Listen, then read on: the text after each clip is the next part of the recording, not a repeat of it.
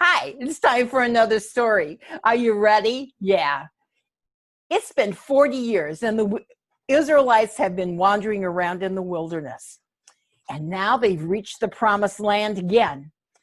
And during this time, Moses disobeyed God at one point and became angry, and God said, "No, Moses, you cannot go into the promised land." And so the job of leader was taken over by the man named Joshua. Now, I don't know if you remember Joshua, but he was one of the spies that said, yes, we can go into the land.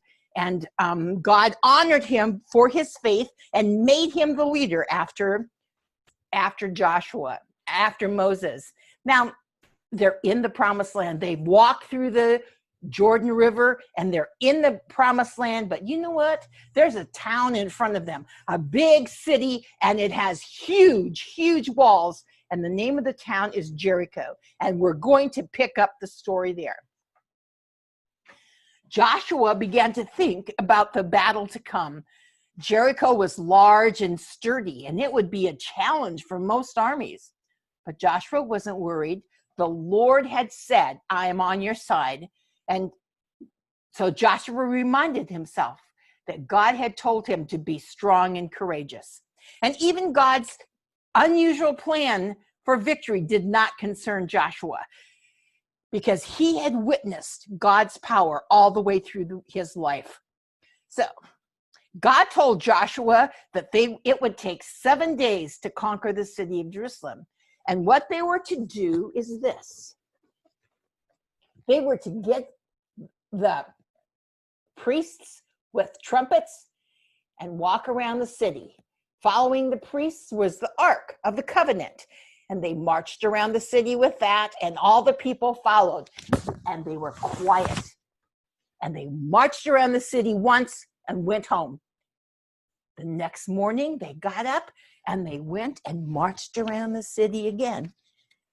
And they did that for 6 days. And on the 7th day, the army got ready at dawn.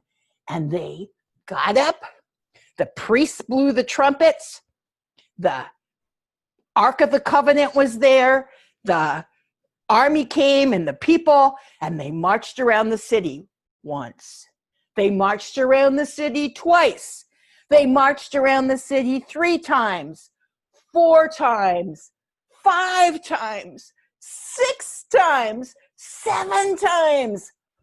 And at the end of the 7th time, God's plan came into action. At the 7th time, Joshua commanded, the Lord has given us the city. Shout, soldiers, shout. And the priests blew their trumpets as hard as they could. The soldiers shouted with all their might. And the walls of Jericho came tumbling down. Those big, strong walls just fell right down. And the Israelites could walk right in and take over the city. Wow, what a story. You know what that shows? God has lots of ways to keep his promises.